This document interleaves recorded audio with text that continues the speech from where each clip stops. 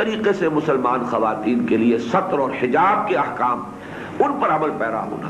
اور اس میں یہ نوٹ کر لیجئے کہ اگر ہم کوئی اپنے ذہن سے بنائے ہوئے کوئی تصورات رکھیں گے پردے کے تو وہ تو پھر اللہ تعالیٰ کی نگاہ کے اندر ان کی کوئی حیثیت نہیں ہے.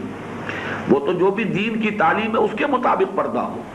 بڑی تفصیل کے ساتھ جو محرموں کی فہرست دے دی گئی ہے قرآن مجید میں، بڑی طویل آیات میں سے سورہ نور کی وہ آیت جس میں کہ پوری تفصیل دے دی گئی ہے کہ جن کے سامنے ایک مسلمان عورت آ سکتی ہے جو اس کے محرم ہے، ان کے علاوہ کسی کے سامنے مسلمان عورت بے حجاب اگر ہو کر آتی ہے تو پھر ظاہر بات ہے کہ اگر وہ ایک کے سامنے آ گئی تو 10 کے سامنے آ جائے، اس سے کوئی فرق واقع نہیں ہوتا.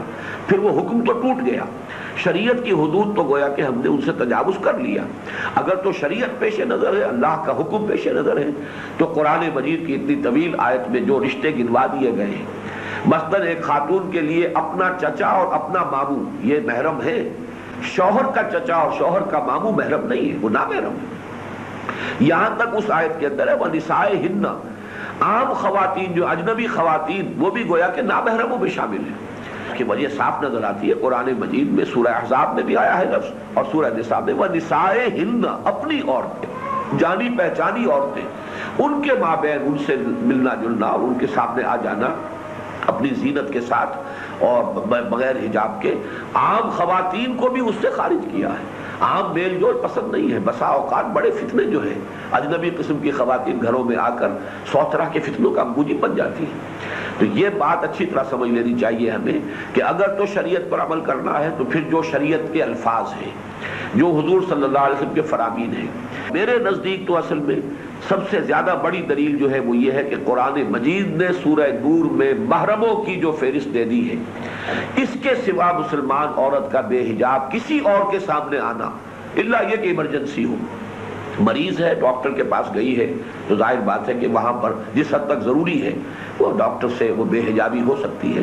لیکن یہ کہ جہاں کوئی حقیقی ضرورت موجود نہ ہو، خدا نہ خواستہ کوئی مسلمان عورت جو ہے کہیں کسی جگہ کسی نہر میں پانی میں تالاب میں ڈوب رہی ہو، اب یہاں نہیں دیکھا جائے گا کہ کوئی محرم ہی مرد ہو اور وہ جا کر اسے بچائے. یہ تو ایک ایمرجنسی کی صورتحال ہے. خدا نہ خواستہ کسی گھر میں آگ لگ گئی ہو اور اس میں سے اب ریسکیو آپریشن ہو اور بچوں کو خواتین کو نکالنا ہو، یہاں محرم اور نامحرم کی تقسیم نہیں رہے گی. لیکن عام حالات میں محرموں اور نامحرموں کے مابین وہ فرق و امتیاز اور محرموں کی وہی فہرست کہ جو قرآن مجید میں آ گئی ہے، اس سے تجاوز کرنا در حقیقت پھر گویا کہ شریعت کے اس حدود کو ایک مرتبہ پھلانگ دینا تو ہے. اب یہ کہ یہ دلیل لانا کہ جو عام طور پر ملتے جلتے ہیں، تو میں سمجھتا ہوں کہ یہ دلیل اس سے زیادہ بودی دلیل اور کوئی نہیں ہو سکتی. اس لیے کہ مردوں اور عورتوں کے باہم ملنے جلنے میں زیادہ فتنہ وہی ہوتا ہے جہاں زیادہ ملنے کے مواقع ہوں. بازار میں چلتے ہوئے کسی مرد نے کسی عورت کو دیکھا، کسی عورت نے کسی مرد کو دیکھا، کچھ پتہ نہیں یہ ہے کون، ان کا بیک گراؤنڈ کیا ہے، پھر پتہ نہیں ملنا دوبارہ کبھی ہوتا یا نہیں ہوتا.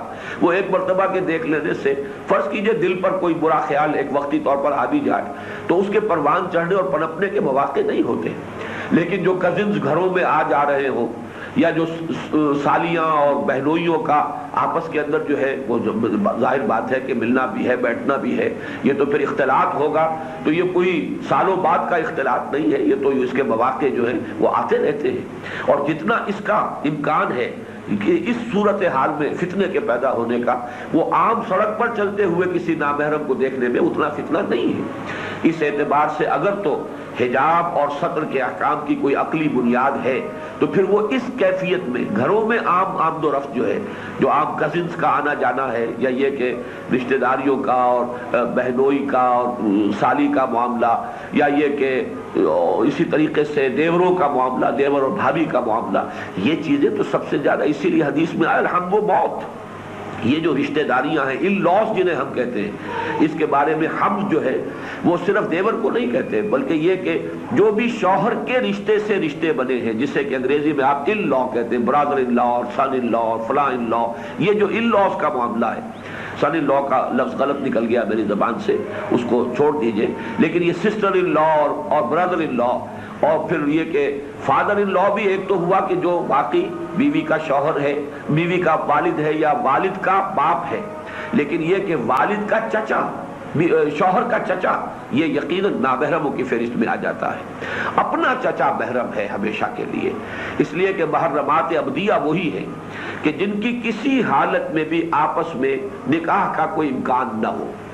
لیکن یہ کہ اگر نکاح ہو سکتا ہو، فرض کیجئے کہ شوہر کا چچا ہے، شوہر اگر فوت ہو جائے معاذ اللہ، میں مثال کے طور پر کہہ رہا ہوں، تو پھر یہ بیوہ جو ہے یہ شادی کر سکتی ہے، اس کا رشتہ ہو سکتا ہے اس شوہر کے فوت شدہ شوہر کے چچا کے ساتھ. وہ ہمیشہ کے لیے محرم نہیں ہے اس کے لیے.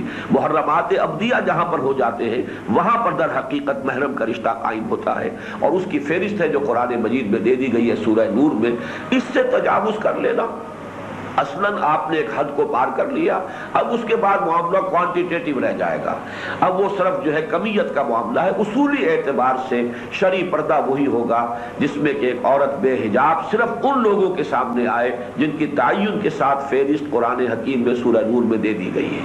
اور جیسا کہ میں نے عرض کیا، آج کے دور میں واقعہ یہ ہے کہ اس سے زیادہ سخت امتحان اور اس سے زیادہ اپنے اسلام کے لیے اور اپنے ایمان کے لیے اس سے بڑی آزمائش اور کوئی نہیں ہے. دین کی بات پھیلانا صدقہ جاریہ ہے. ثواب کی نیت سے ویڈیو کو شیئر ضرور کیجیے. جزاک اللہ.